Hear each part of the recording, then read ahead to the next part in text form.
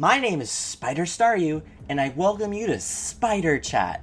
Now, this is a brand new podcast series that's also released on my YouTube channel, where I, Spider, talk all about gaming news, Nintendo games, and more. Our intro music today is the title theme from Metroid Samus Returns, and you're probably wondering, why would that be the title theme? Well, duh! If you couldn't tell from the title, that's what we're going to be talking about today. Metroid Samus Returns for the 3DS. The latest Metroid game in the Metroid series. And we have the game and we're going to talk all about it. And it's mostly positive things. So it's going to be great. It's going to be great. Now, joining me today, I'm going to say the same exact thing I said last time because it fits perfectly. My co-host today is the who to my ha. The banana to my banana bunch. The donkey to my Kong. Introducing... SuperZambezi. I'm back. SuperZambezi, yeah! Oh my god, it has been 5 years. It's been 5 years, and he's finally back on the channel, and he's doing another episode, and... Okay, no, being real. It was literally 2 weeks ago. Yeah. It wasn't 5 years.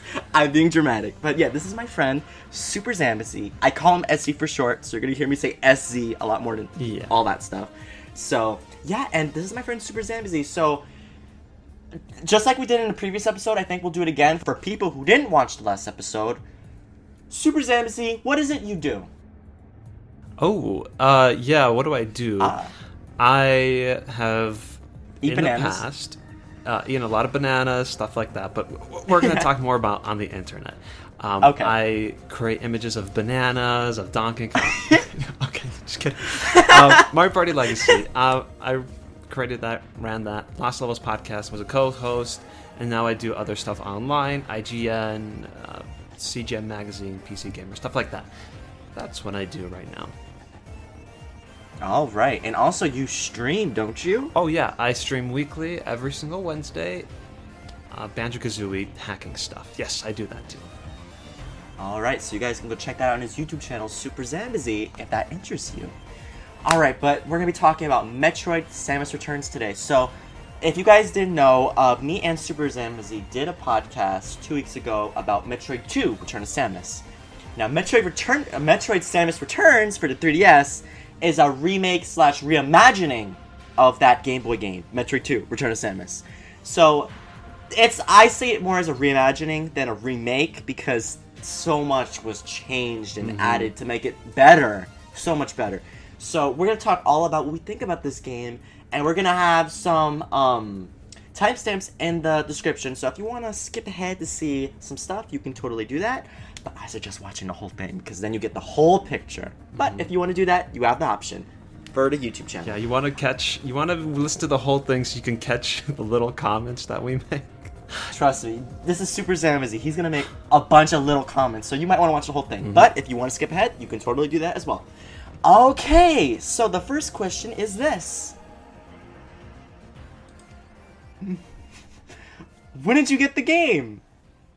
So SuperZambezi, I'm pretty sure you got it first, right?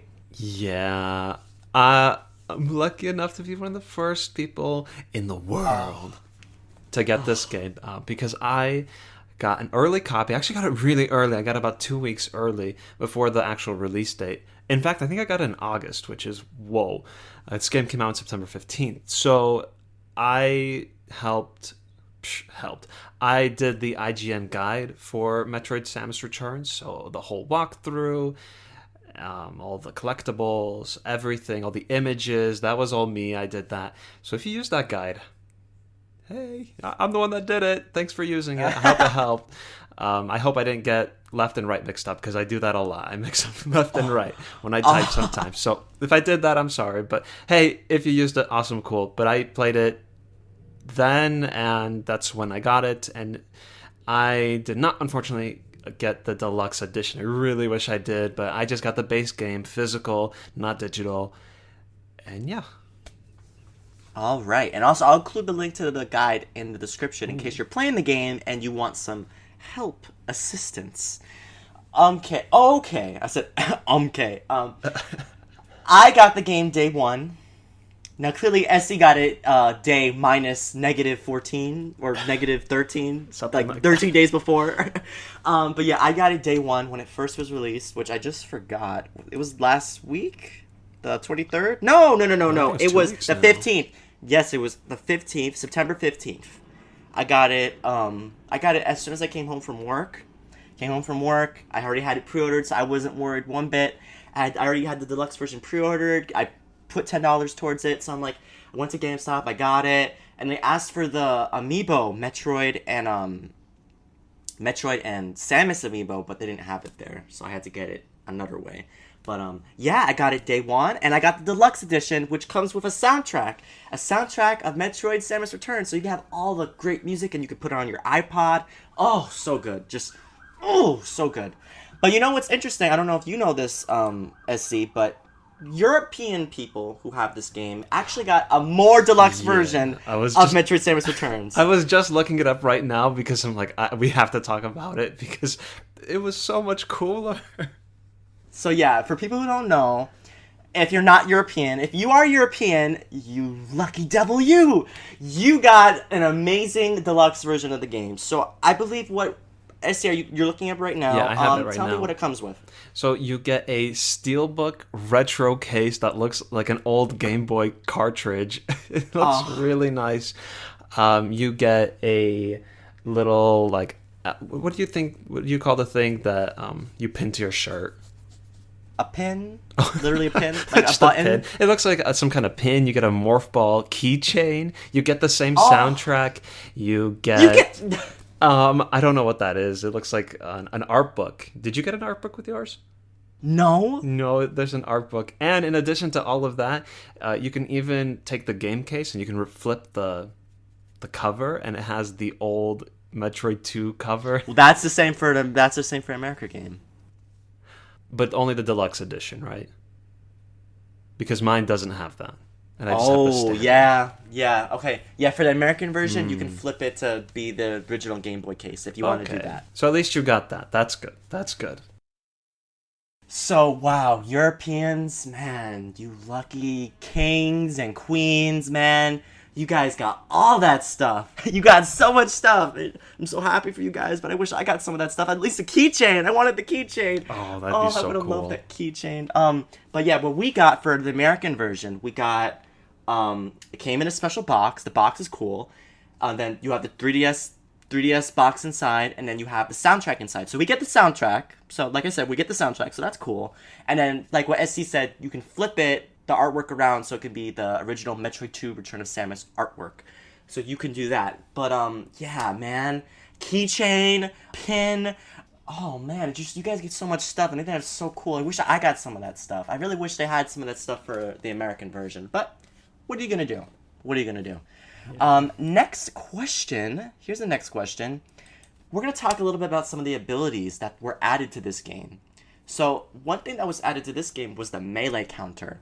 So this is something that's pretty new to the Metroid series in general. I think Metroid, the other end, had some combat stuff, but this is a little bit more refined. Or, not refined, more simple. a lot more simple than Metroid Other M. In this game, you can press the X button, I believe, and Samus will fling her, what do you call that? Her gun. She'll just be like, Arm cannon. And then she'll, arm cannon. Oh, wow, okay, yeah, more specific. She'll swing her arm cannon, and bam, the enemy will be stunned for a second and be like, disoriented, like, oh my god, I got punched in the face by Samus, what the hell? And then Samus go, with her shots, and then that's how you kill them. So I just gave you a detailed description, so you didn't need to look at it with your eyes. But yeah, so what did you think about the melee counter, SC? What did you think about it? Well, actually, so to add to your description, actually to modify your description, it's usually, well, bam, you get them, and then it's just one, boom. Because as soon as you do a melee counter, that enemy becomes super vulnerable, and they take one shot. And that shot is automatic. It's it's not automatic, but it's already pointed directly at the enemy. You don't have to do any more pointing. So it makes it super easy to kill enemies. And that's kind of why I kind of avoided it. where I didn't need to. I mean, you have those really annoying flying bat things that will always go after you. So I usually use it on them just to get them out of my hair, whatever, my fur, my Donkey Kong fur. But they usually don't require them on most enemies. So if they don't require it, I don't use it. Use it on those stupid rock ones too. Actually, did you ever find a way to defeat those gray rock ones? Because I never did. Yes. How do you do that? Well, you really don't know? Mm-mm. Yeah, I just avoided them. Use the Aeion ability, the burst beam.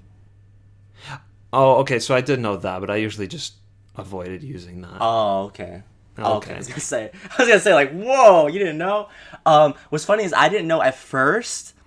My brother told me, but he told me immediately. So maybe I might have been you. I might have been like, "How do you do this? I haven't been able to beat them the whole game." But my brother was like, "No, you just use the burst." I'm like, "Really?" And then like as soon as I used them, like, psh, and they died instantly. I'm like, that's a thing. Like I never used those. If I didn't have to use an ability, I didn't. Because I was always like, I don't want to waste any Aeon energy. I gotta keep it. We're gonna talk about the Aeion abilities soon, in like a couple minutes. But for what I think about the melee counter, I think it's really cool. I think it's really, like I said this in the previous podcast too. Like I think it's an interesting add-on. It adds another dimension to Samus. Now she's able to like literally fight. Because come on, let's be real. When you're fighting, you don't always have to use your gun. Sometimes you just need to get physical. You know, you need to pull a dark. You need to pull a dark Samus. That's what I meant. You need to pull a dark Samus. You need to be like a little bit evil. You know what I mean? So that's what you got to do. But did you use it this is another question for you, SC. Did you use the melee counter a lot or like only sometimes? Just sometimes when it was required. I know they tell you that you can use it on basically any enemy. Any enemy that flashes white, that's your time to do the counter. And I didn't like realize or really think about it while I was fighting the Metroids until way later. So I kind of played that without doing that because that actually helps like a lot. Like I said, it makes them very vulnerable. So I did it without the melee counters for the longest time. I used it all the time. I was using it all the time. More so in the beginning. I think towards the end of the game, I used it a lot less because my beam was stronger than anything. So I didn't feel a need to use it. But in the beginning of the game, I used it all the time against all the enemies, against the Metroids. When I would fight them, I would always use it. So I used it a lot. Alright, so here's the next question. Now we're back to Aeion abilities. So what do you think about the addition of the new abilities? So, SC, with these Aeion abilities, there are 4 types of Aeion abilities you can use that you get throughout the game. Would you please explain all of them? I'd really appreciate it if you can. Okay, yeah. So the first one is the Scan Pulse, which is kind of a controversial little ability that they added. It lets you see the like weak blocks in the surrounding area, not just on your screen, but on your map. So if something can be bombed, it'll show you. If there's a hidden screw attack block, it'll show you. And well, we'll get into that. That's the first one. The second one is Lightning Armor, which gives you a protective green shield around yourself. So you can run through poisonous flora, flower, the little stuff over there. You can't run through red spikes, but other harm you can get through with that Lightning Armor. Yes. The next one is Burst Beam, which, lets you shoot out bursts of beams at enemies. This is used to take down specific enemies, like the giant flower. You can only use it on there. And then the last one is the Phase Drift, which slows down time and the environment all around you, but you continue to move in normal speed. So it's good for getting across weak floors that will break on contact. And I think that might actually be it. I think there are other uses too, but I'd have to. Well, you can also use it during boss fights. So if you want to get a couple free hits, if you have trouble with some bosses like the Metroids, you can use that, and you'll have a little bit of an easier time. Never thought about that. That makes total sense. I should have used it more. Yeah, if you have trouble, that it's totally fine that you use it. It that's what it's for. Also, so what did you think about the Aeion abilities? Like, which one we're using a lot? We're using the Scan Pulse? Oh, Sneak? all the time. Constantly. I mean, especially if you're writing a guide and you need to know where the collectibles are. Constant. That's what I save my energy for. All the time. All the time. Every time I went to a room. Beep, beep, beep, beep, beep. Yep. And you see all like the little blue light from the scan pulse like just everywhere on the screen, in the background, you know what I mean? Yeah. Did you know that if you're searching for a Metroid and you use the scan pulse, you'll hear it cry if it's nearby? And you can use where it's coming from to locate it? I didn't know that for a while. I knew that. I knew it. So, other than the scan pulse, which one did you use the least? Like, which one did you not use, like, at all? Ooh, the burst beam, because I was always like, Clearly. I need to, like, conserve my energy. I can just defeat them normally, blah, blah, blah. Only if I needed it. That's the only time I use burst beam. So, you're really conservative with Aeion energy, right? Yeah, because I really want to use it for the scan pulse. I can just imagine. Oh, like, you know how there's people who are frugal who don't want to spend money? SE doesn't want to spend Aeion energy. It's very true. I have to use my Aeion energy? Oh, I could save it. You know what? I won't fight those rock creatures. I'll just hop over them. So what if I get damaged a little bit? Actually, that's what you were thinking. Yes. Going back to the melee counter, that's another thing. If you use the melee counter, you get a lot of Aeion energy from just doing the melee. So there's a plus to that. That's why I very rarely ran out. Usually, the only time I would run out was during the final bosses of the game, which we'll get into a little bit later. But yeah, for me, what I think about the Aeion abilities, I think that it was a cool addition to this game, It was really an interesting thing that they added all 4 of these abilities, and they fit so perfectly well. The scan pulse, I used that a lot too, because I wanted to 100% the game. So, I needed to know, where's that energy tank at? Is it in one of these walls? But I swear, this game makes you so crazy about walls. Because sometimes when you're at a dead end, you're like, no, I don't think I'm at a dead end. Goes into a spider ball, climbs up a wall, puts bombs everywhere. Like, is it there? And then I start throwing missiles at the wall. Even after you use the scan pulse and it tells you, there's nothing here, you're like, let me double check. I'm not too sure. What if the scan pulse is trying to trick me? Exactly. I don't know. What if it's trying to trick me? You don't know. I would use it a lot. So I think it's a really cool addition they added. And, it doesn't show you the whole entire map, but it shows you the whole entire section that's in front of you. And I think that's really cool, and it's really helpful. So I love the scan pulse. Yeah. What's it called? The lightning armor? Yeah. I'm sorry. Lightning armor? That one was alright. I only used it getting through that, what do you call those, flowers? I just call it flora. Poisonous flora. That's what I wrote in the guide like 100 times. I hope that's what it is. Oh, well, it's gonna catch on now. Yeah. I wasn't really too crazy about this ability. Apparently, my brother had the game as well, and he was telling me that he used it a lot when he was fighting Metroids, because he said he wouldn't get hit by the Metroid. But I'm like, bro, well, guess what? I don't get hit, period, because I just use my melee counter. Bam! If it comes towards me, I'm just like, Oh, brother. You know what I mean? I know, it's so cheesy, but that's what I would do. That's how you beat it quickly. But apparently, you can also use the lightning armor so that you won't get hurt by the boss, and you just keep firing below it. So that's apparently a tip for you guys. Yeah. In case if it helps you out. I used it in the last 2 bosses, so that's where I activated it. Ooh. Also, I thought... this is so dumb. I thought when I got lightning armor, I'm like, oh, okay, I can go through the lava now. So I drop into some giant pit, and I start dying immediately. That's totally something SuperZambezi would do. Well, it makes sense. Lightning armor, I mean, come on. What else was there? There was the burst beam. I love the burst beam. I would use that all the time. The time. I loved the burst beam. Because when I saw, especially when a bunch of those little creatures flying around, like, I don't know what those enemies' names are. I should have looked it up. But in several points of the game, whether you're in the sea or you're just traveling around, you will see these little creatures flying in swarms. They're like bugs. And they do lots of damage if you don't kill all of them. So early on in the game especially, you don't have anything to really get rid of a bunch of them at once.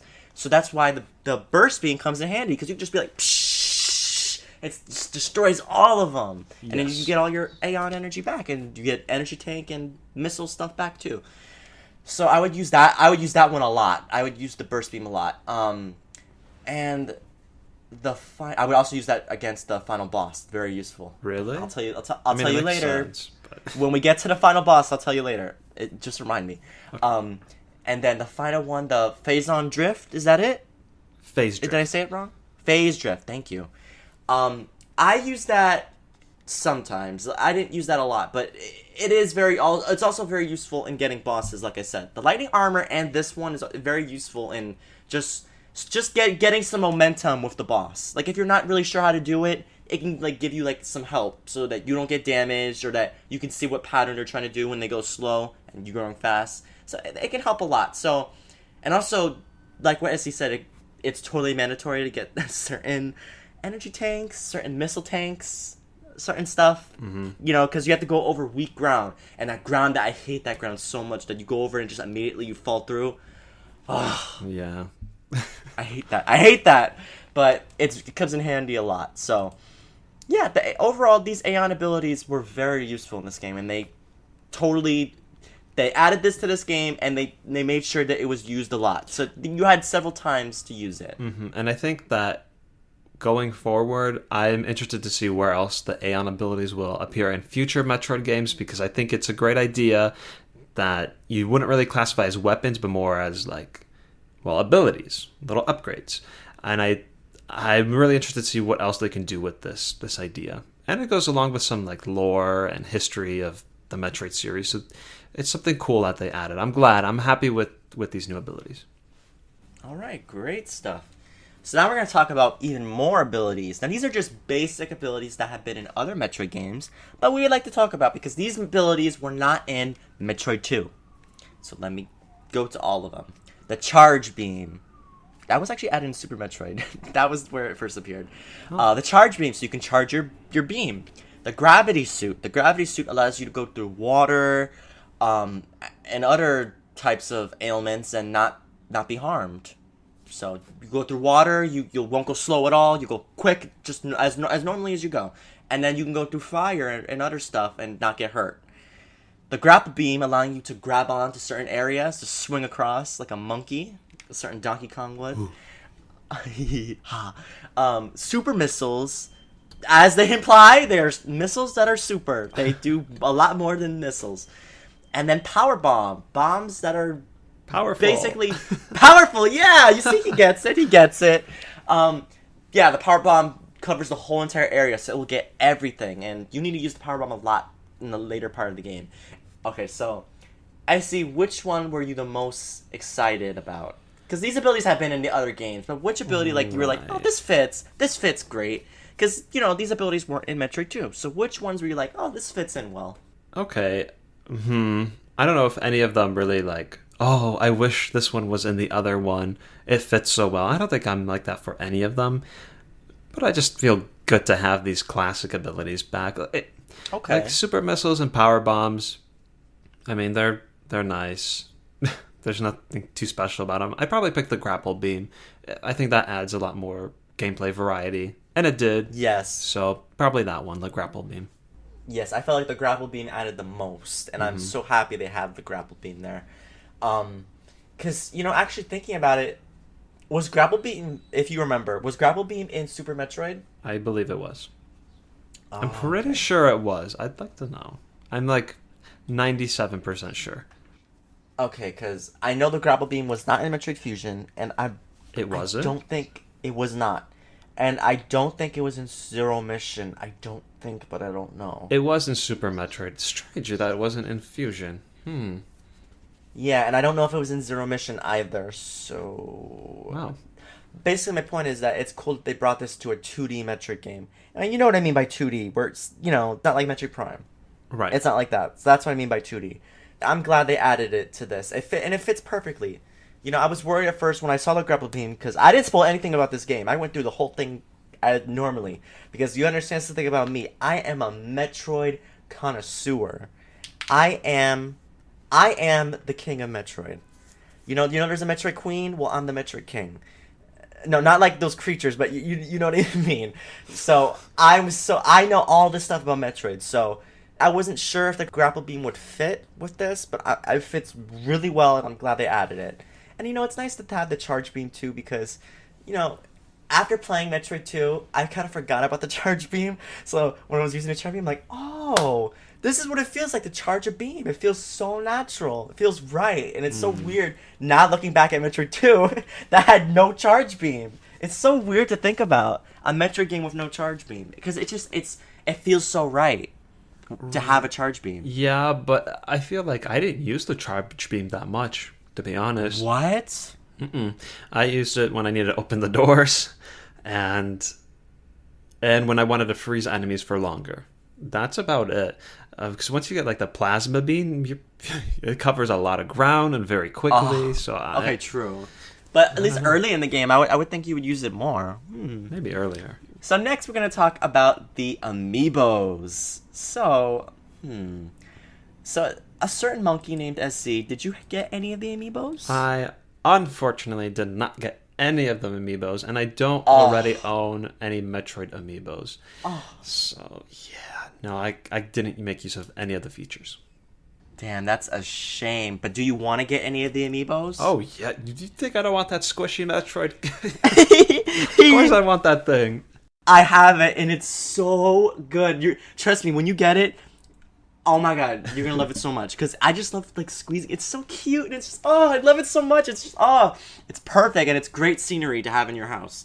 So for me, I had all the amiibos. I had Samus, Zero Suit Samus from Smash Brothers, and then I had the Samus from this game, Samus Returns, and then I had the Metroid amiibo. I had all the amiibos, and I made use of all of them. So this is how it works. Basically, I'm going to explain what each amiibo does, so you can kind of get a clue of what they do. Basically, 3 of the amiibos add reserve tanks. Reserve tanks are something that okay, how do I explain this? You get 3? There's 3 reserve tanks. Dang. Now I understand why you weren't dying a lot. Oh! Alright, well, okay, before we get into that comment SC made, let me explain what each amiibo adds to the game. Each amiibo adds a reserve tank. Now, a reserve tank basically is something that gives you something when you get 0. So basically, think of it this way. You run out of missiles, you're going to get like 30 missiles. You run out of Aeion energy, your Aeion thing will get charged to a little bit less than half. You run out of energy, like literally you're going to die. You get 3 tanks. 1, 2, no, yeah, I think it's 2 or 3. Either one. So basically, it gives you something when it gets to 0. This was something that was in Super Metroid, at least when it came to energy, so if you ran out of health and you're going to die, you'll get some energy back. So that was something that was in this game as well, so if you had the amiibos. Now, SC, I'm pretty sure you just tried to come for me. You wanna explain what you were trying to say? Oh, that, you lost count how many times you died or something. So many, now, even with reserve tanks. So, you're such a liar. It hurts. First and foremost, me and Esther were talking about this earlier. We were talking about how many times each of us have died. And I said I didn't die a lot. And I really didn't. I said the only times I died were during the bosses. And I'll explain the bosses later. Trust me, when we get to that segment, I'll explain to you what parts I died. Because you'll be like, oh, okay, it makes sense. There was just one boss in particular where they were chasing you that I kept dying at that point. And then the 2 final bosses, I died 2 times each. Now, SC over here, he's really friendly, but, he doesn't believe certain things I say. So he thinks I'm lying. He thinks I'm not telling the truth, but I really was telling the truth. And unfortunately, I made the blunder of telling him I had all 3 of these tanks, and then he's just like, oh, no wonder! And I had to stop him before he did it, but then he just did it anyway. So that's why we're talking about this right now. So, you know what, SC, how many times did you die? Because I'm pretty sure you died a lot. Yeah, I don't know where you're getting your information from. From you. It's kind of true. But, I mean, it sounds like some things have been mixed up, and we're not getting the full story. Oh, you're saying I'm spouting out fake news? I just, taking a fact or something and then twisting it in your favor. Alternate facts. So, I would say that I'm in a similar situation where I primarily died in the bosses. Again, like the chasing one, I had to do a lot of trial and error there, so I died quite a few times, and I died a few times during the Diggernaut bottle. Bottle? Yeah, he was inside a bottle. No, the battle. I was just testing if you were listening. During that battle, and then a few times during the last 2 bosses. So, actually, I only died, I think, once during the final boss. So, I believe you said you died twice? Was that correct? I don't believe that for a second. I actually have video footage of everything I did, so I can go back. Oh, yeah. You went in one take, right? One take after the first 8 takes you filmed, okay? Let's be real. Let's be real. No, that's not what I mean. Let's be real. I have footage. Every single... all my deaths and... I can go back, and we will check. And we'll see how right I am. But I didn't die much. That's the whole point of this. You know what's funny? He's saying all that, but he's the one who told me first that, yeah, I died a lot. He's the one who said that. Hey, don't say that's not what we said. You said that you really like the dying animation, and I just made like this comment like, oh yeah, look, I saw that a lot, which implies you said that I died a lot, but I actually didn't. It was just something I said because, well, I did see it. Look, isn't that so sweet, guys? He's so embarrassed. He's shy that he died a lot and he just can't admit it. I'm going to show you embarrassed. If listeners, if there's a way to find out the death count, please let us know, because that will be the ultimate embarrassment for Staryu. We just need the count number wherever we can find it. Please. All right. Okay. Now he's going to calm down a little bit now. We're going to give him a second. All right. Let's bring him back. Donkey Kong, bananas, hoo-ha. Okay. You getting calm? I'm calm. Okay, good. Because sometimes when he gets like that, you need to bring him back. Okay, let's move on to the next. Well, I didn't even talk about the amiibos because of that. I got sidetracked by SC. Back to the amiibos. Full stop. Reverse. There we go. The amiibos were very useful. They came in handy a lot. What I found very useful was the missile tank, especially because it heals. It basically, if your super missiles get to 0. It recovers your super missiles. It also recovers your power bombs. It recovers anything that's ammo. You know what I'm saying? It recovers anything that's ammo. So if it gets to 0, super missiles get to 0 a lot. It recovers them, and that's very, very helpful. So just saying that. But let me explain what each amiibo does. So each amiibo gives you something different. The Super Smash Bros. Samus amiibo is the reserve missile tank. When I say missile, I mean anything that's ammo. Missiles, super missiles, and power bombs. If any one of those things get to 0, it'll heal it, and then it'll go away.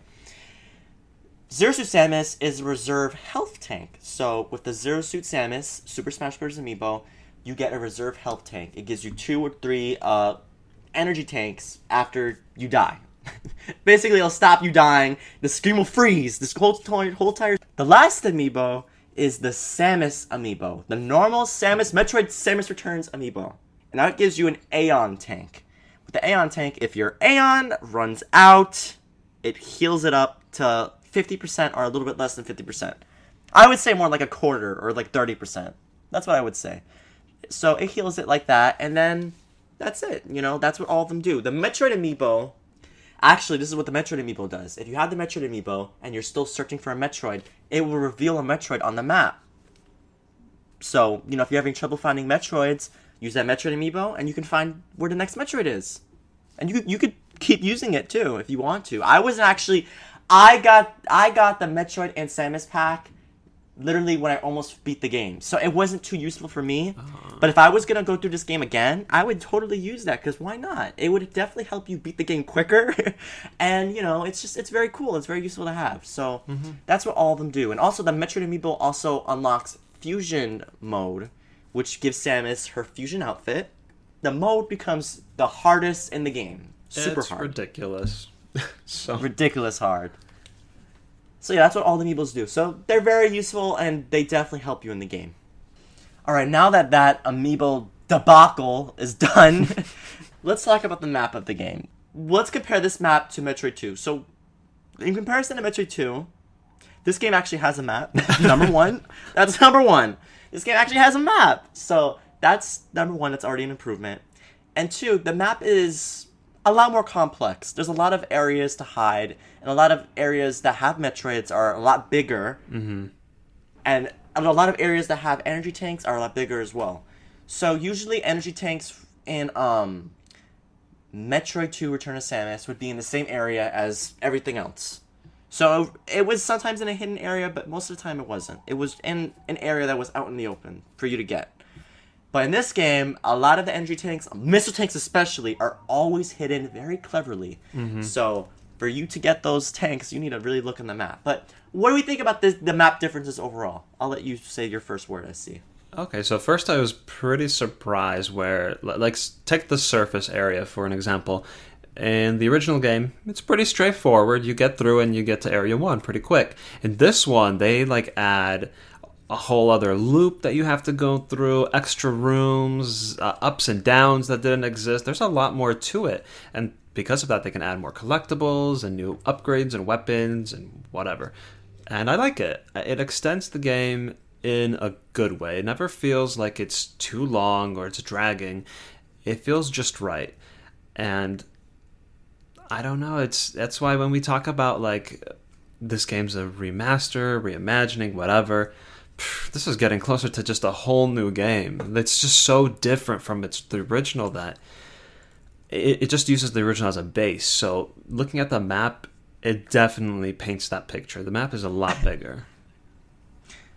Yeah, I agree with you, but I would say expands rather than extends the map. Expands the map, because it's a lot bigger.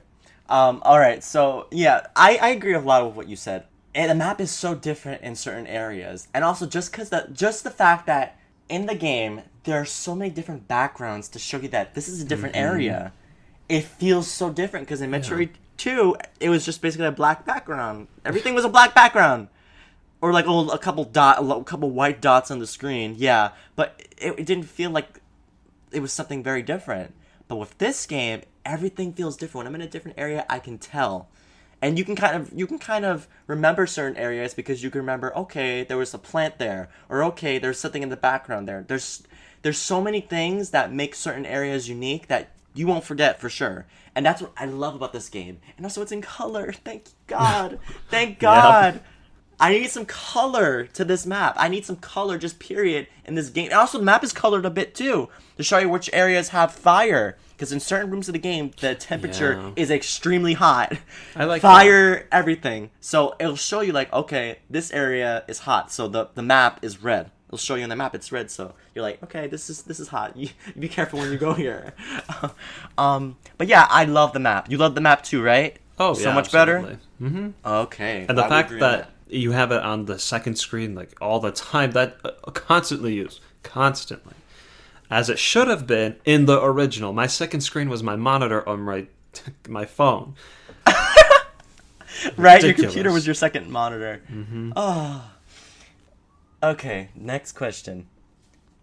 The Metroids in this game were designed a bit differently. And the fight was more complex, period. What did you think of this change? And compare it to Metroid 2 Return to Samus. So the Metroid fights in Metroid 2 Return to Samus were very simple. It was very simple. All the Metroids would do is they would sometimes literally fire comes out of their mouth, or like a little fire shot, or they would just lunge at you. That's all they would do in Metroid 2. But in this game, they do both of those things, but they charge at you, they become electrified, and especially the later fights with the other Metroids, because yeah, they do. What Metroids are there? Alpha, Zeta. Alpha, Gamma, Zeta, and Omega. Gamma, all of them do a lot more. They do different things, and they're just more complex. The fight is not as simple as it was before, and it takes a lot more shots, too. It's not just 5 shots. A lot more. Yeah. Mm-hmm. So, what did you think about these changes? I like them. I like them because the previous one, like, once you figured it out, you knew what to do each time. But here, even each Metroid, if it's the same type, they all function a little bit differently. Like, there's the electric variant and the fire one. Well, that's basically it. But they are a little bit different from each room, I guess. I don't know. I did like all the battles. I liked the new moves that they had. There were some that were kind of annoying, but, that's part of figuring out a boss. So I liked it a lot. And they were a lot harder, too, which I'm sure you appreciated. I did. Well, if that was some kind of slight remark that went under my radar, it did. Because I still don't. I'm not going to think about it. But, yeah, they were harder in some regards. Like, I think the Zeta Metroid from the original was harder. because that thing was so erratic and it would just move everywhere you went, and it was super annoying. And it's a lot different in this one. This one, it just climbs walls. It doesn't fly. It just has a completely different moveset, and I think I like these enemies better. Oh yeah. Now I literally meant harder because you said you like when games are harder. You don't like it when it's easy. But to me, I like it this way. I like it this way better because to me there was nothing really different about each boss in the other game. The only thing that was different is they were harder. They took, in a sense, that they just took more shots. That's it. It would take a lot more shots to beat them. That's it. But they would do the same things. They would throw fire, and then they would lunge at you. That's pretty much all they would do. That's very simple. In this game, they do different things. So it shows you're fighting different Metroids. And also, they have different elements. Like some will use fire, some will use electricity, things like that. So it's really cool how the Metroids are different now. And yeah, each boss feels a little bit different. That's what I like. That's what I liked about these Metroids. They felt different because not every Metroid's the same. So they're different depending on their environment. So I like that. I really like that a lot. So I love the Metroids in this game. Especially the normal Metroids. Like just the normal baby ones. Oh, they're so cute. I know. Oh. I know they're supposed to be like blood-sucking monsters, but they're so cute. Oh my gosh. And then you go on a rampage and kill them all. But they're so cute. I'll exterminate them, but they're alright. Okay, next question. Ooh, what do we think about the new bosses? Diggernaut and Oh. If you're 50 minutes into this podcast and you're worried about spoilers, you have no excuse. Ridley's in the game. He's the final boss. What else can I spoil? Baby Metroids, X-Parasites, everything's in this game. There you go. I see, you just spoiled everything. Good. Alright, so now, here's the next question. What do we think about the new bosses? Diggernaut and Ridley. And what about Arachnus, too?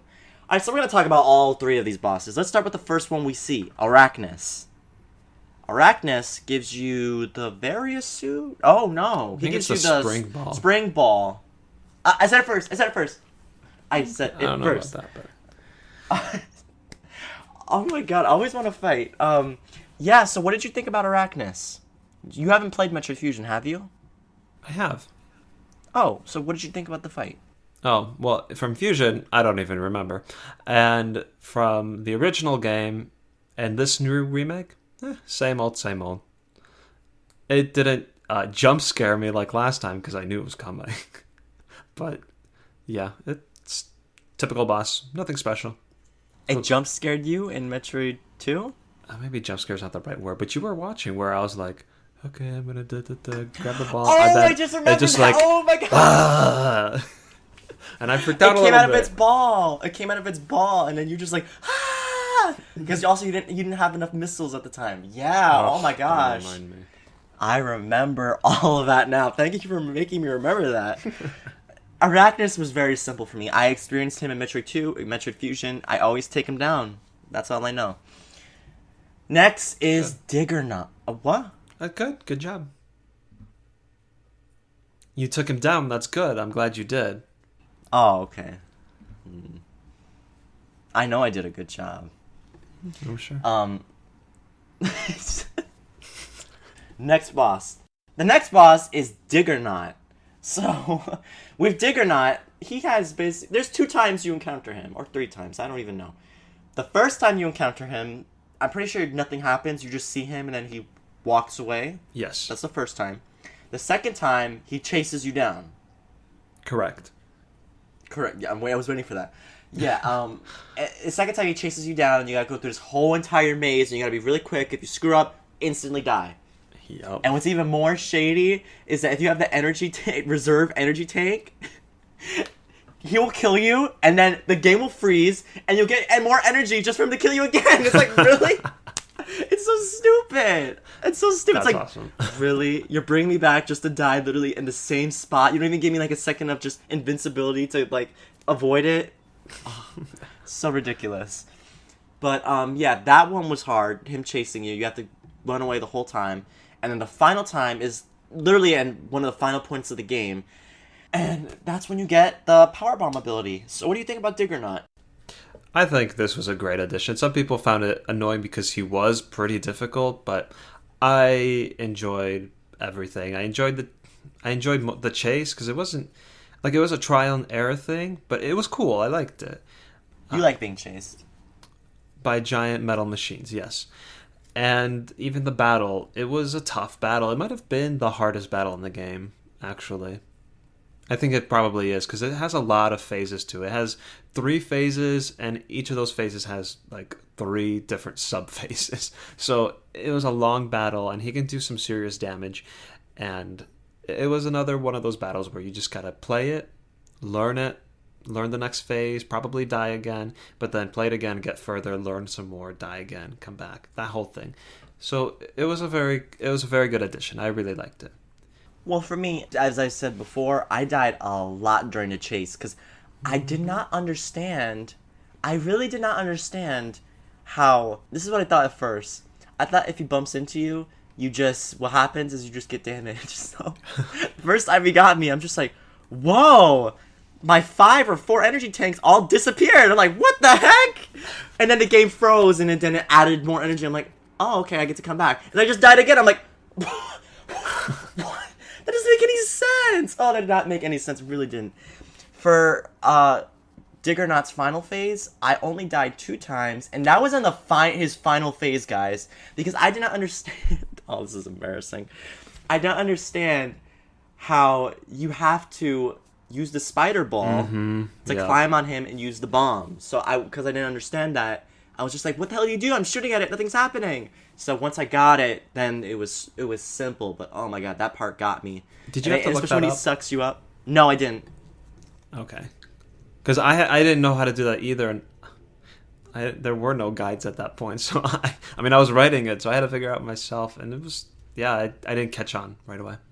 Yeah, the only thing my brother told me about it, because he was going through the game before I did, the only thing he told me about it is don't get sucked up. The first time I got sucked up by his Actually, I was doing vacuum. really well not getting sucked up, and then I was like, oh, well let's see what happens. Shoot! And spits you right out. You lose like 2 energy tanks. More than 2? Probably, actually. Oh, I'm sure some people enjoyed that. Did you know? I actually never knew this. It's something I learned later on, and it makes total sense. I can't believe I didn't think of this myself. But when he is sucking, using the sucking attack or whatever, you're supposed to use the spider ball, and you don't get sucked up. Did you know that? At first, I didn't know that because I got sucked up. But what I would do is I would just drop bombs. I would drop bombs there. Right, I would be in front of it and just drop a 4 and then quickly run away. And I would use the screw attack to jump up. Okay, same thing, yeah. Yeah, that's what I would do. You could just use the spider ball. You could sit in place, no problem. Just keep piling in those bombs. I was scared that if I do that, then what will happen is, what if I let go of the L button by some miraculous thing, and then I get sucked up again. So I didn't take any chances with that. But yeah, Diggernaut was an interesting fight. And then let's talk about the fight with Ridley. Oh my god, let's not talk about a certain Metroid. We'll talk about that with the next question. So let's just talk about the fight with Ridley itself, okay? Understand? Alright, good. So, oh my god, Ridley. Who expected Ridley would be in this game? I didn't expect it. No. When I saw Ridley, I was like, what? When did you think that Ridley would be in the game? I didn't think he would be in the game. Or sorry, when did you think, like, was it until he just popped on screen, or did you? When he popped on screen, I was like, what? Okay, because I was kind of like thinking about that, like, what's going on? There's like this ominous music from Super Metroid. As you're leaving the surface area and you're going up, and it's all dark, and the way they show the baby Metroid like floating to the gunship, I'm like, okay, they're not showing a cutscene with this like ominous music for no reason. Something's going to happen here. Something that didn't happen in the original game. And my first thought is, well, Ridley. So I kind of predicted it a little bit, but yeah. Now, what I was thinking is that you would have to fight the Metroid Queen again. Even though you'd kill her, apparently that didn't register to me. So I'm like, oh, you probably. What if she came back to life, like she stitched back together or something? But then clearly that wouldn't make sense because then the baby Metroid would know what his mom was, and then be turning on Samus, and then Samus would have had to shot him down. So that wouldn't make sense. But that's what I was thinking in my head. So when I saw Ridley, my eyes were like, what? Like, I was so shocked because I really didn't expect that. I really didn't think Ridley would be in the game. I really didn't see a point of him being in the game. So I'm like, they wouldn't have Ridley. So it was a shock to me. A pleasant shock. Pleasant. That was my question. I was going to ask if you liked it. I liked the boss. Well, to me, the boss wasn't too hard. I still died 2 times. And they were all on the last phase. Oh, I hate that when it happens. Why can't it be the first phase? It's always the last phase when you're almost done. And then, that's so annoying. But when that would happen, the boss itself, this is what I would do to beat Ridley. So you guys can keep this in mind. I would fire just my normal plasma beam. I would just keep firing like that.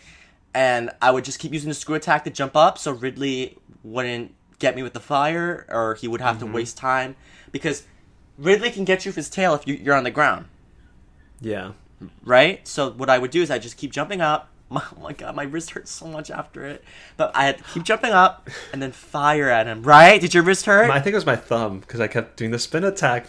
Oh my god. My wrist was hurting so badly, man. It was like, oh my god, I need like a freaking a brace or something. I'm like, oh, this hurts so much. 'Cause I don't know why, but I don't know. Maybe apparently I hold the 3DS wrong or something. I don't know. Because my wrist was hurting because I just had to keep doing it. Mm-hmm. Oh, I think maybe what it was is I was holding the R button the whole time. Yeah. Holding something and then using a screw attack. It's just too much to handle. So. Yeah, that was the thing. But once I got into that rhythm, I got him, and that was it.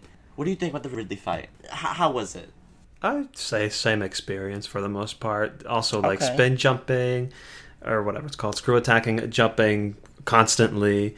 You could avoid his attacks pretty easily, I think.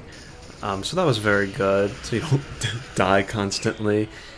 I love the scenery. Like, it's green, dark green. Planet looks like it's about to explode or whatever. And I love that the gunship's in the background. And I love that you can fight as the baby Metroids in his clutches. Like, that's... wow. Aww. And then it helps you. And in the last phase, the baby Metroid actually helps you, gives you some energy. Oh, yeah. It was a nice fight. I don't think it was the hardest. As the final boss, I don't think it was the hardest. No, it was not. Definitely was not. Yeah. Nice fight. Oh. What's that? Oh! Oh. Oh, I love the noise. Oh. And he looks so happy.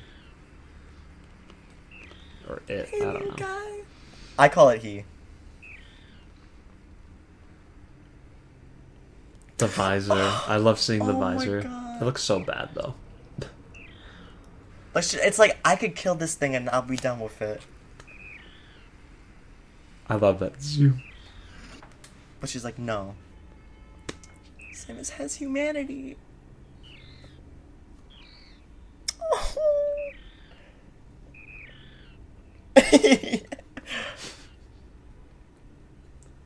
Oh. I'm surprised the Queen Metroid only had one baby Metroid. I know, right? Like, what happens to the... Oh. Never mind. I know what happens to the rest of them. Yes, I do. That answers that. Okay. Alright, let's get into the question. About the Metroid Hatchling, what did we think about the cutscene?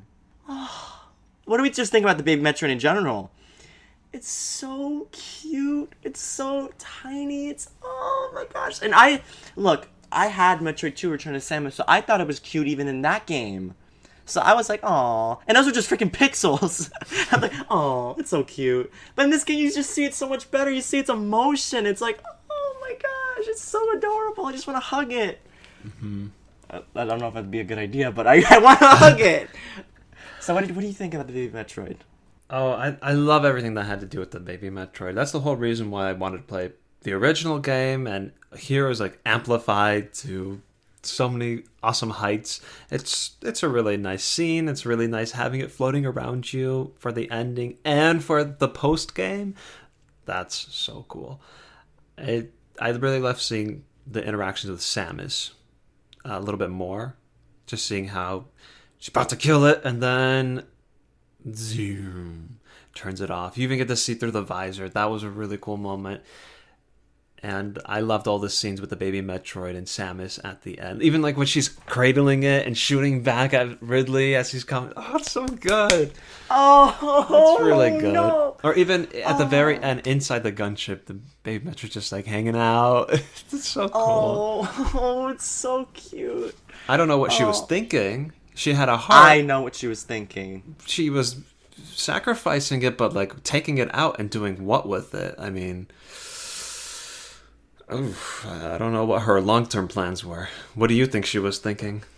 Wait, what point are you talking about? Well, she saves it. Like, I get that. She has a heart. She spares its life. But then she takes it with her. What's her idea of what happens next after that? I mean, her goal was to exterminate them all. Now she's taking one with her? I think it was a weak moment for Samus, and she definitely had some explaining to do with the Federation Force. I know for sure there was something with that. I don't know if Super Metroid touched on that.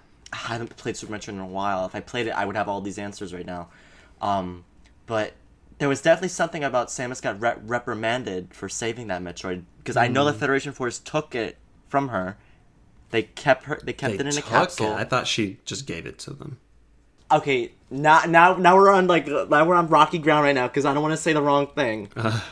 But I could have sworn in the story said that they took it. Well, I don't know if she voluntarily gave it or they forcefully took it. Whatever. All I know is they took it. They were like, "Give us the Metroid." Yeah. They were not thinking like, oh, "Okay, you can keep it." No, they're like, "Give us the Metroid." Whether she wanted to or not, I don't know. That's a different question. Mm-hmm. But they definitely said, "Give us the Metroid."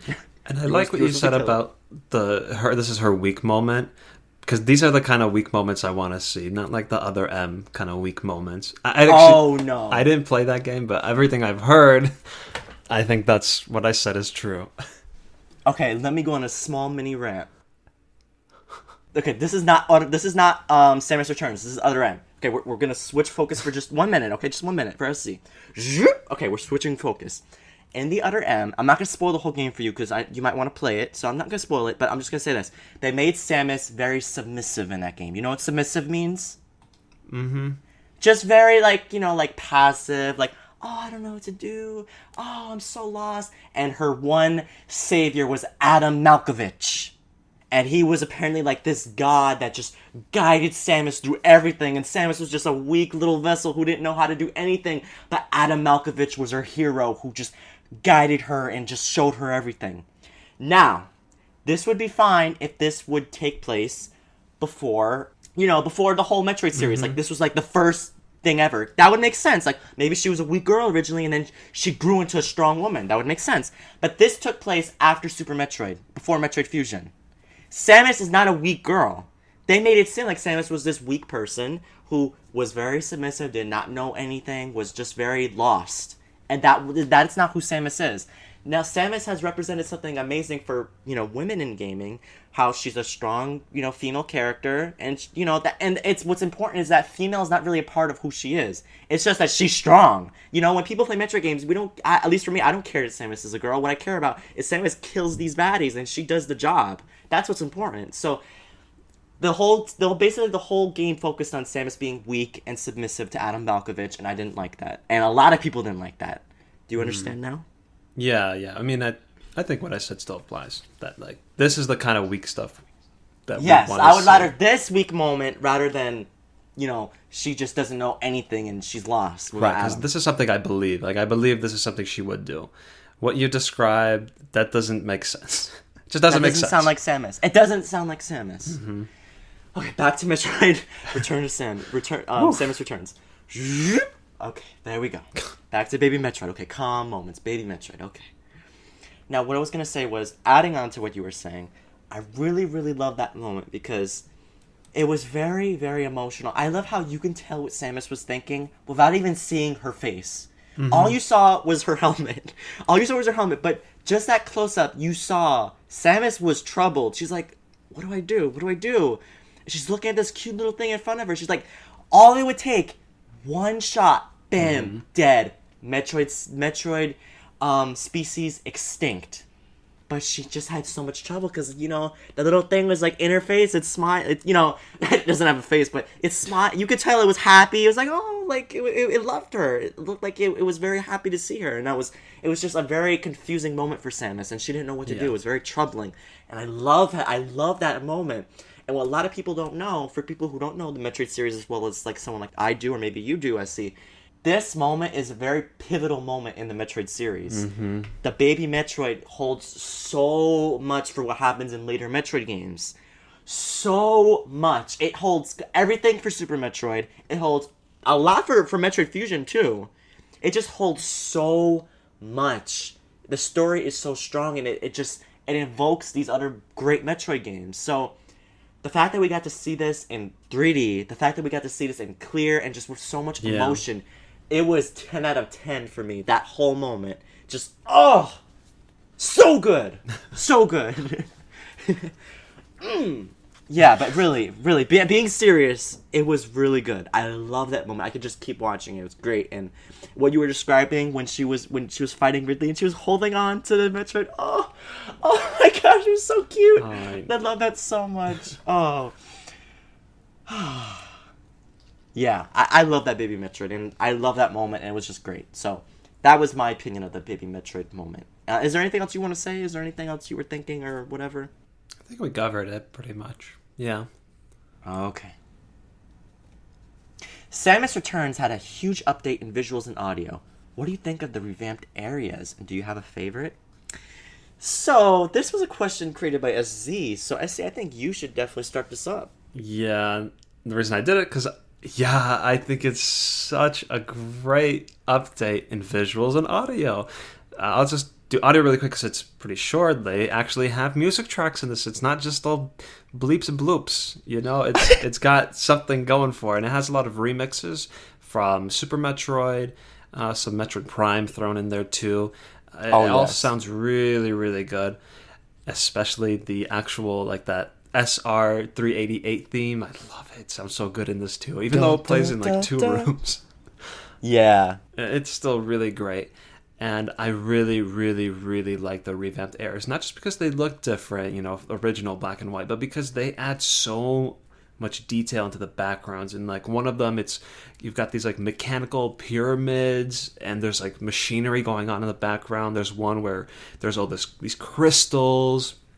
There's one, a bunch of plants. Yeah, I love like those mushrooms sticking out in the background. Like, whoa, like this isn't something I'd expect in a Metroid game, but it somehow fits, and it's really cool, and it really does feel like I'm exploring deeper and deeper into this planet. And I'm gonna have a little bit more to say on that later on.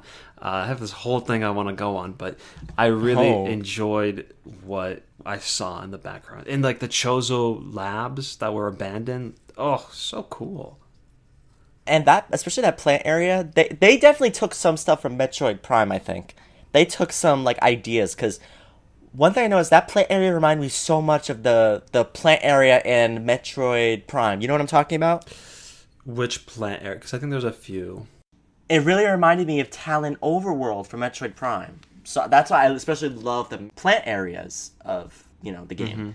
I forget which one, because they're just split into areas. It's like area 1, 2, 3. It's kind of hard to tell which area was that, but I know I can definitely tell them apart. That was area 5. It was kind of in the middle. Okay. Well, and the music too, you know, the music in this game is superb, and like what you said, I love how it's not just bleeps and bloops, because all I remember what it was it was like this. And then all you heard was like bleeps and things like that. I'm like, really? This is the music? This is what I'm supposed to play a Metroid game too? Like, the only music was the dun dun dun dun. That was it. That was the only like music other than the Metroid boss battle themes. So I'm glad they added that. So we actually, you know, can tell that apart and be like, okay, this music plays here, this music plays there, so it adds dimension to the world. All right, so you definitely wanted to talk about. I'm not sure if you want to bring this up here, but I don't really know where else we would bring it up. The Chozo Memories. Yeah, I do. I really want to talk about the Chozo Memories. So some people might not even realize this, but there's a gallery that you unlock as you collect items in the game. Once you get 100% completion in a certain area, you unlock a Chozo Memory. There's, well, we think 10 of them.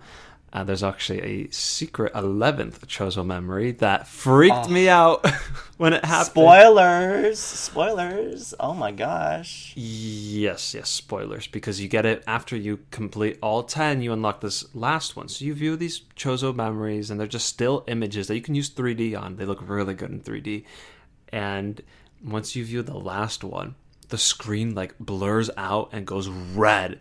And it just changes to this like really like haunting Chozo memory. I don't know. Did you get freaked out like I did?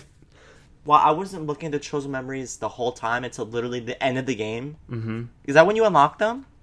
Or can you just look at them anytime? I think you can look at them at any time as long as you do the completion. Because I beat the game and then I looked. I got 100% and then I looked for the first time. That's what I did. I 100% of the game. Then I looked at all the Chozo Memories. So it was playing like a story all together. Same. And then when I saw the last one, I was like, all of a sudden, it's just that change of like, maybe if we want, like, I can put them on the screen because I don't think that will get copyrighted or anything. I don't think so. I'll probably put them on the screen right now. So why don't we look at them one by one? So it'll appear on the screen right now. You're gonna see, if you're watching on YouTube anyway. If you're not, you're listening to this on iTunes form, you can go on YouTube and go watch it, or you can just turn your game on and pretend like you're watching with us.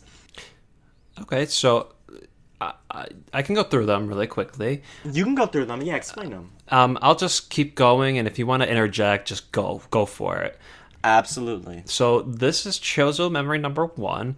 It's the very first one, obviously, and it's pretty basic. You just see Chozo arriving onto the planet of SR388 for the first time. You see some of the common enemies, the spaceships in the background, and like the green sky. So it's getting the story started, right? So Chozo Memory number 2 is when they're getting into those first caves, the surface area that you enter for the first time. You see that they're researching the Aeion energy. They're getting it from like the dead bodies of the enemies. It's just really cool. They're here. They're experimenting, whatever. Chozo Memory 3, they've gotten further into SR388, and they've started producing these machines. And some of them look familiar. You actually fight them in the game. So if you're wondering why there are machine enemies in the game, it's because the Chozo created them and abandoned them, and you'll find out why later on. Chozo Memory number 4, you see a very familiar, well, if you've played Fusion, a very familiar enemy, the X-Parasite. Yep.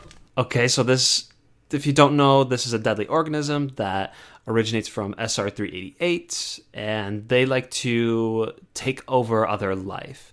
Or take over other life or take the form of other They species? take the form. They take possession of it. They get the carcass and they bring it back to life with its X-ness. Its X-ness. Yeah. Its X-Parasite it just takes over. So yeah, they take over the creatures. Mm-hmm. So it's showing that these creatures are here, and what it's trying to tell us is that the X-Parasite originate from SR388. So the Metroids are from here, and the X-Parasite are from here too, and you'll find out why the Metroids were here with the next Chozo memory, where you see the Chozo creating the Metroids. The Metroids were created by the Chozos. If you didn't know that, there you go. This Chozo memory shows it right there and then.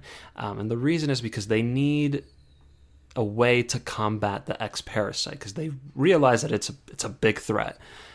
So they create the Metroids. Chozo Memory number 6 is basically the Metroids being released on the X-Parasites. The Chozo can be seen in the background watching as they see their creation fight the deadly X-Parasite. Chozo Memory 7, it looks like they were successful because Metroids are kind of flying around freely, doing their own thing, and the Chozo are still researching. In Chozo Memory number 8, this is when things start to go south. You see that the Metroids have started to evolve, and you see a couple of Gamma Metroids and Zeta Metroids, and you see the Chozo in the back trying to escape, pretty much. So things are going south. Chozo Memory number 9, I really like this one. You see a lot of the purple lava goop thing that blocks each area, and you see one of those Chozo seals. So the idea here is that the Chozo would seal each area, seal the Metroids away to keep them out from escaping, get them out of there, keep them away from the other world, and they would use this purple lava to create that barrier. And the only way you would be able to get to the next level is if you killed all the previous Metroids in the above area. So it's actually really smart. And I love... They planned ahead.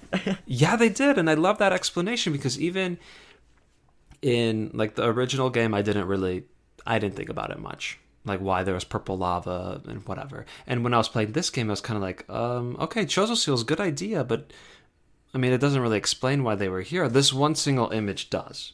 It says it all. So I really love it for that. The Chozo Memory number 10 shows that the Chozo have made it to the surface, they've escaped, and it looks like some other Chozo people, maybe a different faction, whatever, have come to rescue them, to help, something. We're not sure, but they've made it out alive. And then once you unlock all the Chozo memories and view the last one, it's a very haunting scene, like I said, because you see the Chozo that escaped, they're dead on the floor, and the people that came to help are looking pretty evil, looking like they did something not right. So it's got a lot of story potential for future Metroid. This could have been a betrayal. This could have been the military of the Chozo that came and took over. Maybe it was a split within the people already on SR388. I don't know, but it's very, very interesting. Maybe they wanted the Metroid information for themselves, what they discovered. Who knows? What do you think? What do you think about this? I'm ready to like speculate. Oh, wow. Well, first and foremost, let me say, good job. You explained all that very well. I could keep listening to you go on and on and on about this, because I was really intrigued. I'm like, wow, he's doing a good job. Okay, continue, please. I want to know more. Well, actually, I'm going to get to that later. Let's hear about the Chozo memories, though. The specific one, the last one especially. Wow. Well, when I was going through these Chozo memories, I understood some of them I didn't really understood. I didn't understand. Oh my god. Like when they were sealing it away, I didn't really understand that one. It didn't occur to me like, maybe they're sealing them away because they don't want the Metroids to come out. Like, that didn't occur to me. But I definitely got the last scene. Like there's definitely something wrong with this picture right here. Mm-hmm. People coming to help, and then suddenly it's red. You see them taking over. Now, are they taking over SR388, or are they just trying to take over the galaxy in general? Mm-hmm. I don't know who these people are, but it's definitely story potential for another Metroid game. Now, and if this really does set up to be another Metroid game, like if they were adding this to be like, to try to see if the audience, the people who play this game, would they be interested in something like this? Understand, Nintendo developers, wherever the case is, we want this. I want to see this become a game, because I was definitely intrigued when I saw this. I'm like, wow. And that's a lot of story, and there's not even words or anything. It explains so much of just pictures. And the fact they were able to do that is amazing, but I would love to see this. I would love to see Samus go to wherever the hell these people come from and just destroy them. Mm-hmm. Just put them in their place. So, there's so much potential for this, but I definitely see a betrayal. I definitely see something is not right.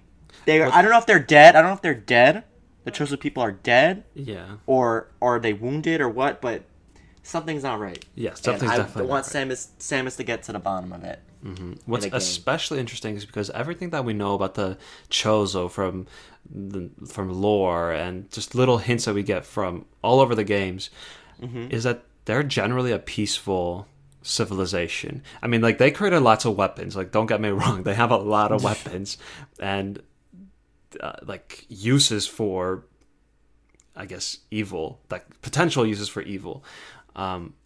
But overall, you don't hear about Chozo Wars or their extinction because of each other or something. So this is very different, and I really like it. I'm really excited.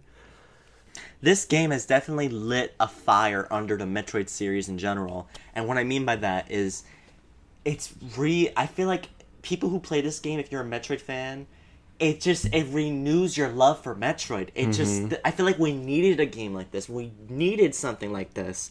We totally did, because we have been lacking Metroid content for how many years now? Like, what was the last Metroid game? Other M? 2010, I think. Yeah. And was that exactly an amazing story game? No, it wasn't. Gameplay-wise, it was decent, yeah.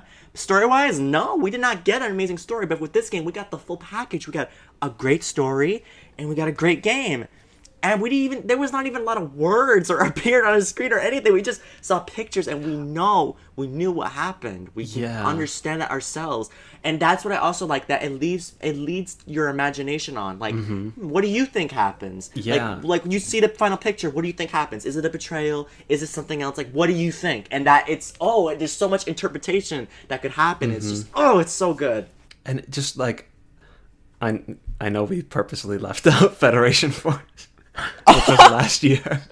I forgot about that game. Oh, you literally forgot about it. You forgot. And I have it. But like, one of these Chozo Memories does so much more storytelling than Federation Force combined. Like, there's just this 1 minute I spent looking at these shows so much more about this series, and I'm so happy for that. I'm really, like you said, glad to be getting back into this. Yeah, and I completely forgot about Federation Force, and I'm not even kidding. Oh, did you beat that game, by the way? Just curious. Yeah, I did beat it. Did you not? I'm at the final thing. I never did it. Can you tell me what happens? I would suggest going and playing it then. You know what? I would. I don't want to say SC it. Is. This is who SC is. Because that's make me play games. It's got an interesting little. Fine, I'll ask Dark Spoilin Samus to tell me what happens. But does Dark Spoilin Samus have a 3DS? Now that's the question. Because if she or he does it, then I mean, can't really tell you what happens. All right. So I have this like analysis that someone wrote. Do you want to hear about it? Do you want me to read some of it? Absolutely. I can listen to you read this stuff forever, so just please do it. Yeah, this is really... I read this, and my perspective on the game as I played it really changed, because it just gives you so much depth into it. And you might think that a lot of the backgrounds and the stuff that you saw were just kind of, whatever, but there's a lot of story there. So this is coming from someone on Reddit. Their username is UA2, YUEI2. It was posted on the Metroid Reddit, and it's pretty lengthy, but I think it'll be worth it. So here we go. I'm going to read it. So you're going to read the story now, right? Yeah. So here we go. You've got the Rocky Canyon cave entrance against the green sky, which has some ancient ruins strewn about. You get the sense this wasn't really a primary area of living, but instead just a remote shrine. There are Galactic Federation soldier corpses strewn all over, telling the story of what happened to the squad sent here at the start of the game.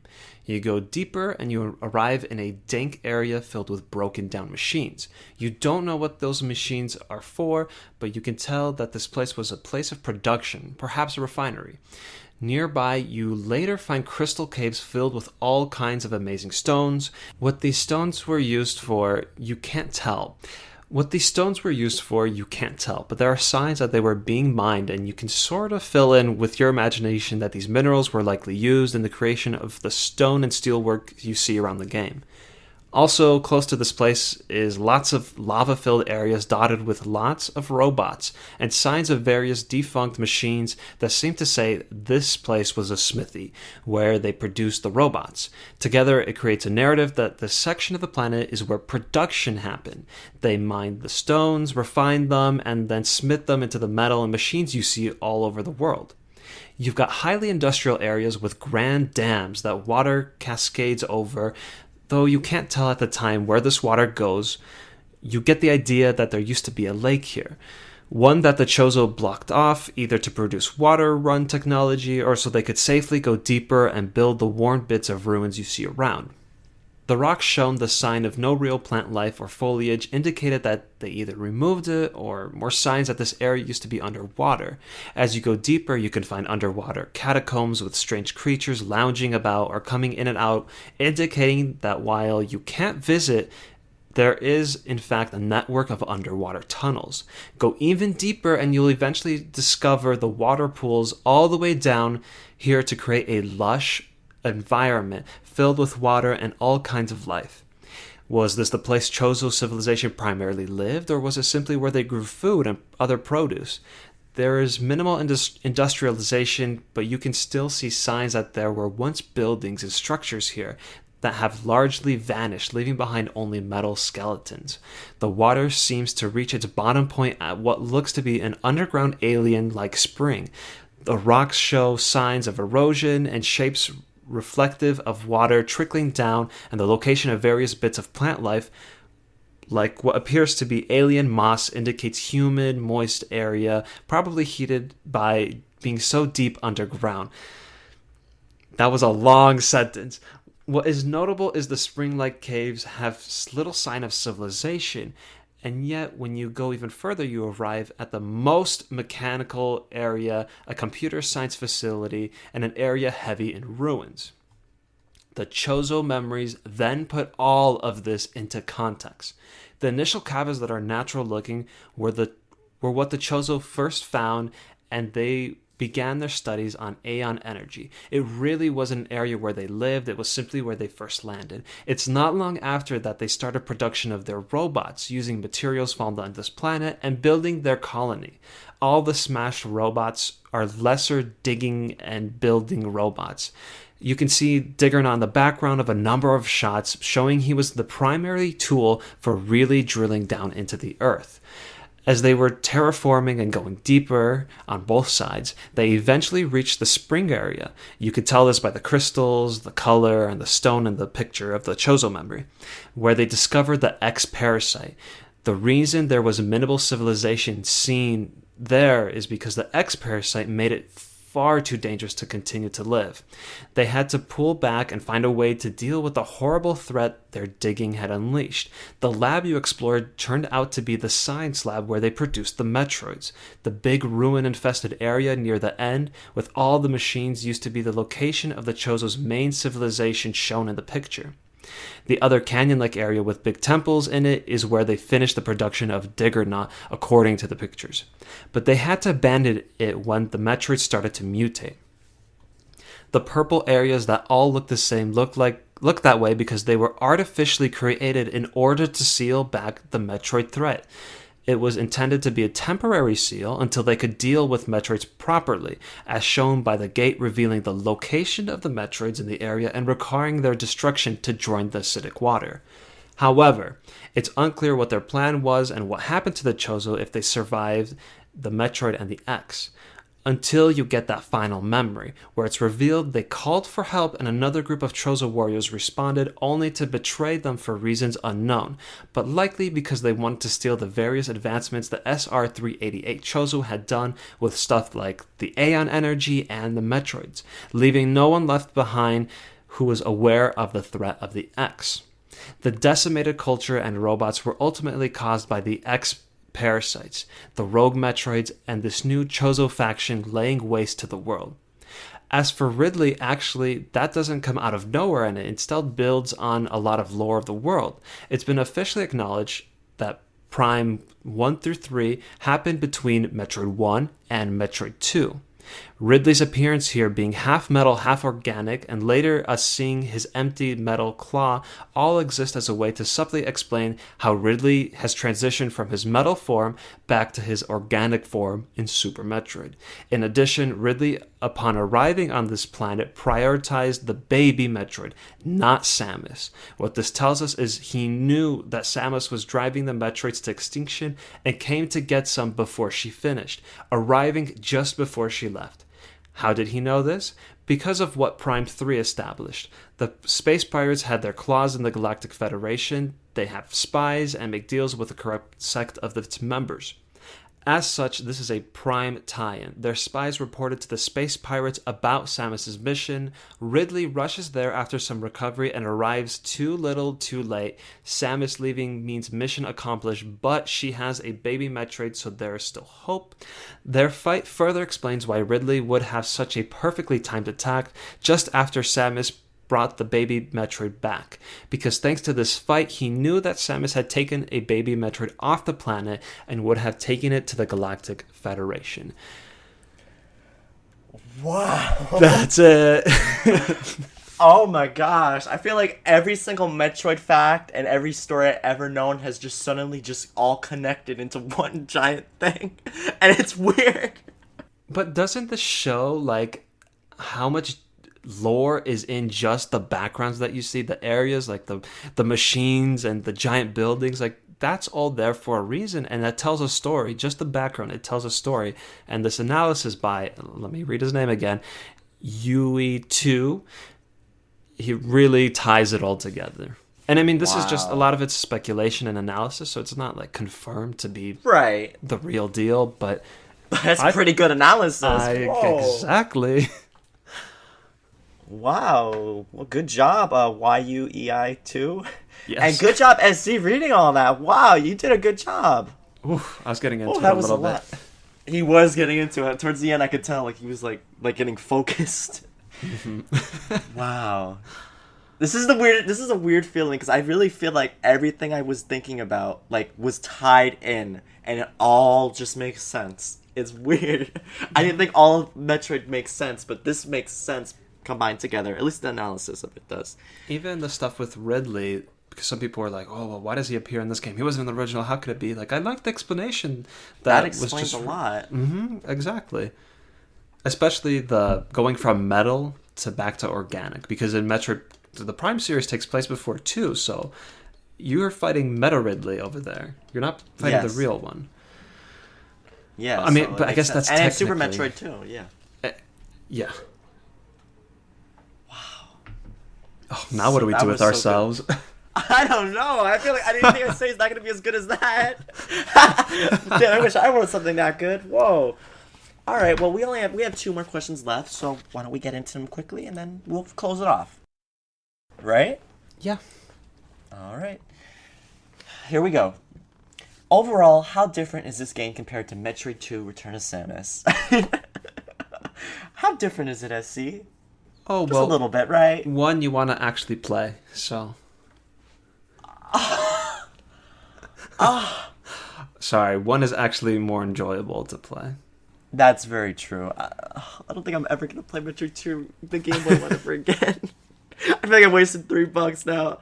No, that game is a classic, but this game is better in literally every way, shape, and form. Music better, graphics better, story better. Samus better. Baby Metroid, so much better and so much cuter. And just so much was explained in the game itself, and so much was open for interpretation that's why this guy the guy's analysis we just read, he was able to create it, because look how much was able to be analyzed. So, you know, everything's better. I think we can easily answer that quickly. Everything's better.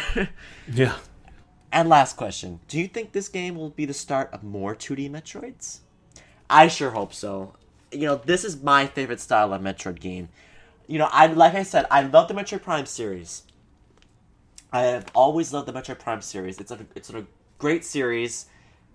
It's lots of fun. I love going back to playing Metroid Prime 1, Metroid Prime 2, 3. Somewhat, not really so much because of the Wii motion controls, but, you know, it's the Metroid Prime series has definitely made a name for itself as being very, very out there and very, very beautiful very beautiful games. But I've always had a soft spot. I've always had a soft spot for a 2D Metroid game, because the first 2D Metroid game I ever played was Metroid Fusion. Then it was Super Metroid. Then it was Zero Mission. Then it was, you know, Metroid 2, Return of Samus. You know, and then it was the first one. You know, so I played the 2D Metroid games, and I've always had such a great time with them. And this game is just, it's so fun. It's so good that I would love to play another game like this, similar to this. You know, of course, you gotta have some new stuff. You always gotta do that. But just something like it would be so good, because this game is an amazing game. And that's what I think. What do you think, SC? Yeah, would really hope for more 2D Metroids, like you said. There's something different about 2D and 3D. I mean, obviously, gameplay-wise, but there's just also a different feeling to it that I think you can't completely capture in a 3D game. So yeah, I definitely want to see more of these.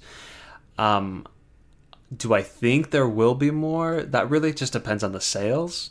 And I don't really have any numbers to show off. I think I remember reading that it was just doing, generally well in Japan.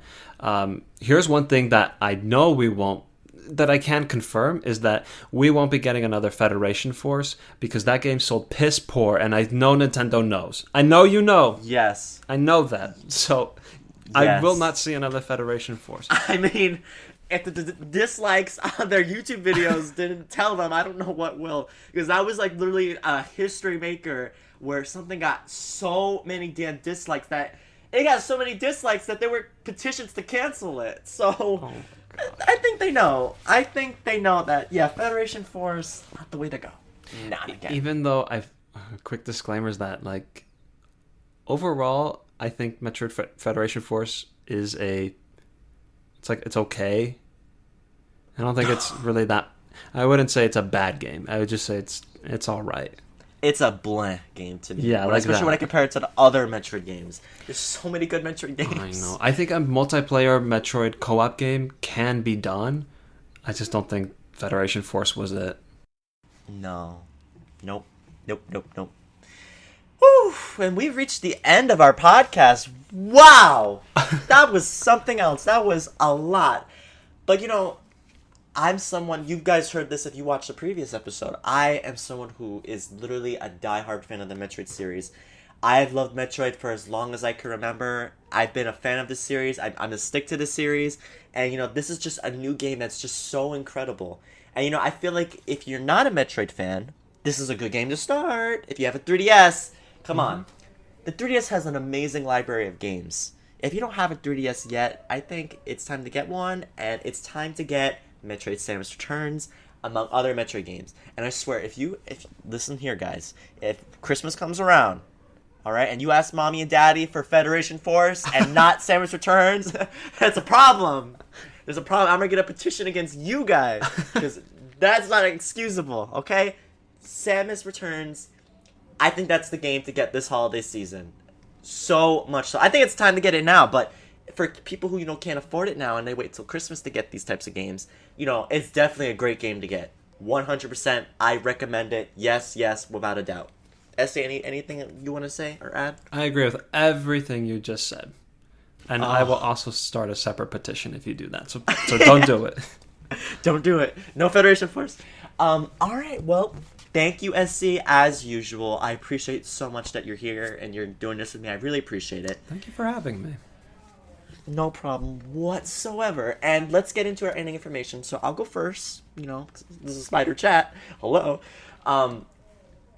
This is where you can find me, guys. I am SpiderStaryu on Twitter, Tumblr, Facebook, Nintendo Network, which is closing down soon, Google Plus, and YouTube. Because if you're watching this on iTunes, I'm on YouTube. Hello. I know if you're watching this on YouTube, you're going to be like, really? But really, if you're watching this on iTunes, you discovered this through iTunes, you may not know I'm on YouTube. So watch on YouTube. You can skip ahead and form timestamps, for people who, like watching on the go.